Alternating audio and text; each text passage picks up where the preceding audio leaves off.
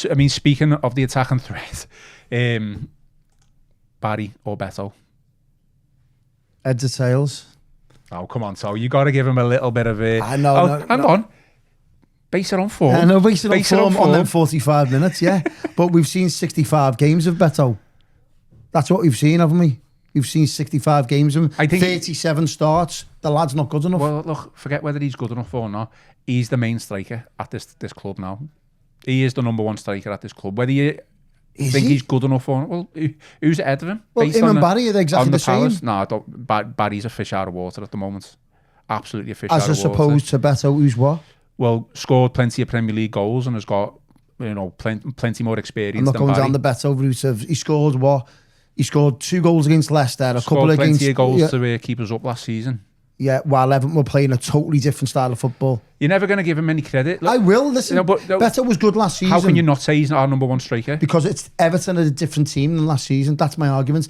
Everton last season played to Beto's strengths. They were just lobbing the ball down to the channels. That's what they were doing. Tarkowski did it a lot of the time. Kind of did that against Palace when he came on. When he came on. That's it. That's all you can do. But Everton have actually got footballers this season. They've got Ndiaye, Jude Bjork and Jack Grealish.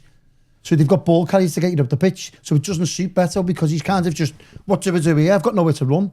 I've actually got footballers who are going to feed me. But in the games that you're talking about where the creative players were on the ball a lot and trying to create chances, we didn't win. We didn't win any of them games. No, so what I'm saying, well, we haven't bought Jack Grealish, we haven't got Iliman Ndiaye, we haven't got Kieran Dewsbury just to play to Beto's strengths and love the ball down the channel. We've got footballers on the pitch. I think you should play to your striker's strengths. That's what I think you should do. So Jack Grealish is never going to sit in the halfway line and ping balls down the channel for Beto. No, I'm not saying that should be the go-to tactic. So that's all Beto's got in his locker. That's my argument.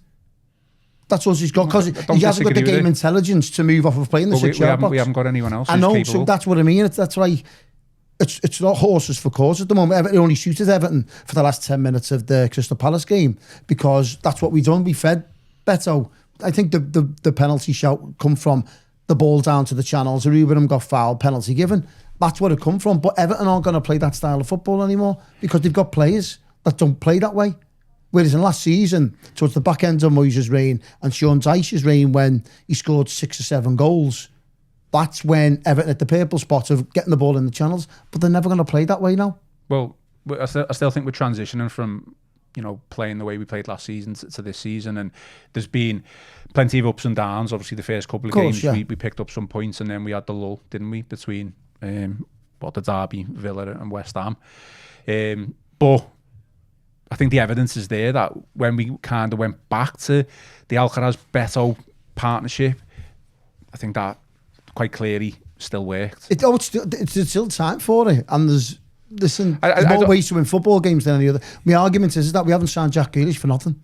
No, you're talking about how good Iliman Ndiaye is and Jack Grealish is.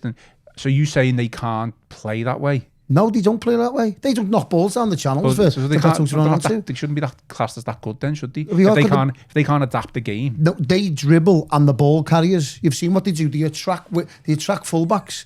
They take players on and get you up the pitch. You're telling me that an Iliman Ndiaye or a Jack Grealish couldn't pick a pass out from deep? No, but that's because it suited Everton last season. They were defending deep and throwing the ball in the channels. That's what they were doing. Well, that's how we're going to have to play tomorrow because we're not going to have much possession of the ball. My argument is that it could kind of suit Everton.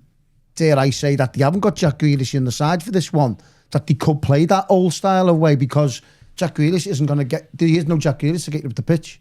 So Everton probably will be deep. And then you'd say to Alcaraz or Tarkowski, pick the ball out to Beto, run the channels, and you may get something from it. That's my argument. I just hear Gav Buckland's ears ringing out then, what you've just said there. I can't believe you just said that, to be honest. No, what I'm trying to say is that it's different way of playing.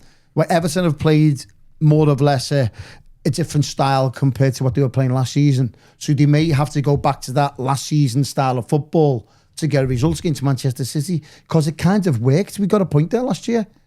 Yeah. I know we come from a different circumstance when the ball got crossed along the box and Ndiaye stuck in the top corner, but that's how Everton got the joy last season. They kind of broke through it towards the end and could have actually won it. So I think they may play that style, but it's going to be interesting to see the setup in terms of personnel because it'll tell you how Everton are going to play straight away. Do they play last season's style of football or do they play this season's style of football? Last season's football suits Beto. this season's doesn't, when Grealish and Ndiaye and Jude Biola are on the ball.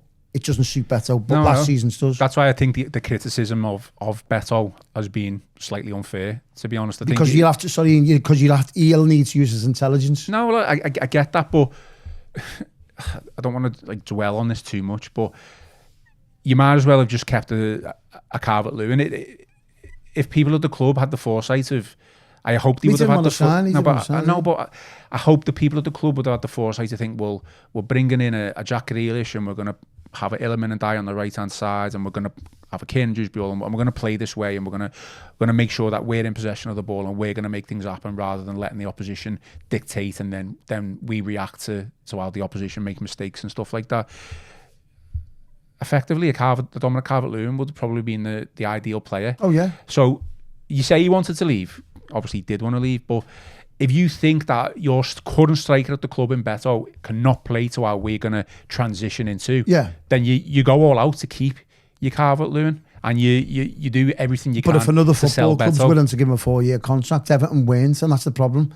I'll guarantee, if Everton was to have given Dominic Calvert-Lewin a 4-year contract in the summer, Evertonians would have been up in arms over it. And he's got that at Leeds. Well, and that's the big thing. His record still hasn't been great, has it, with us? Exactly, and that's what we couldn't do at the time. They've looked at his injury records. They've looked at his games per minutes. They've looked at everything. They've looked at his fitness record. They've looked at absolutely everything. And they thought, right, we cannot afford to give you a 4-year contract, what you're asking for. Fine, no problem. Shake your hands, good luck, best of the future. No, he's got rid of his agents, he's gone to Leeds, and he's got that 4-year deal. That's it. From a player's perspective, he's won. Everton kind of haven't, because they've lost a player. He's good for PSR issues as well as being an attribute on the pitch. He probably would have suited our style of football a lot better this season than what Beto and Barry is right now. It's just one of them. No, that's fine. I think the likes of Grealish and Ndiaye could adapt their game to suit Beto, and if Moyes doesn't want to do that for whatever reason, I think there should be a mix of how we approach a game, and I don't think necessarily we've seen that up until the Palace game. As you said, we're in that transitional period and it doesn't help us, the fact that we haven't got a striker at the moment that suits our style of football we're trying to play. That's the big conundrum here. But he is still the main striker right now. I don't know, because I think Barry's been given a fair crack of the whip, and what I mean by that is that Barry was a success at Villarreal. He was a success at Villarreal because he was playing alongside a striker. He's playing in front with another partner.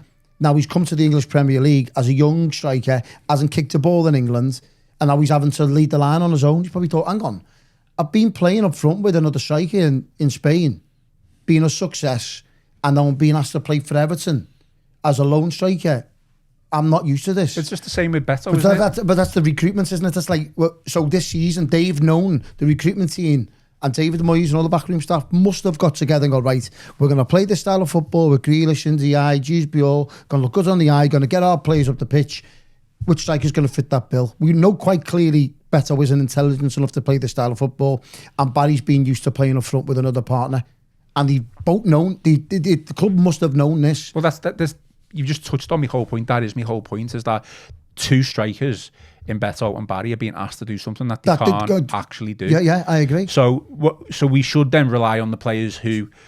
So they're going to be flicking a coin every game. They're going to be flicking a coin each game, because quite clearly the two centre forwards are not intelligent or haven't got the quality to adapt to the way Everton want to play with Grealish and Ndiaye and Jude Biola. Grealish and Ndiaye and Jude Biola should have that quality to be able to play they're very good footballers. In many different ways. They're good footballers. They don't just lump the ball into channels. You don't just do that. It's not sustainable to play like that. Just as long as you win the game, though. But it's not, because how you play. I don't care if Everton dominate possession, 90% possession.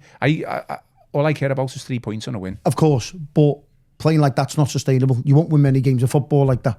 That's the argument. We didn't win many games of football. We won 5 at Goodison last year, don't forget. That's the big... You won't win many games of football. Again, it will get you the odd big wins here, there, and will score your goals. You will get moments, don't get me wrong. It's under 2 separate managers, though, wasn't it? Of course, but you will get moments in games of football, but it's not sustainable to play like that for 38 games in a Premier League season, to knock the balls into channels. So you're hoping right now that the recruitment team is searching the globe for that striker that is adaptable and is intelligent enough to play in this style of football that Everton are wanting to play.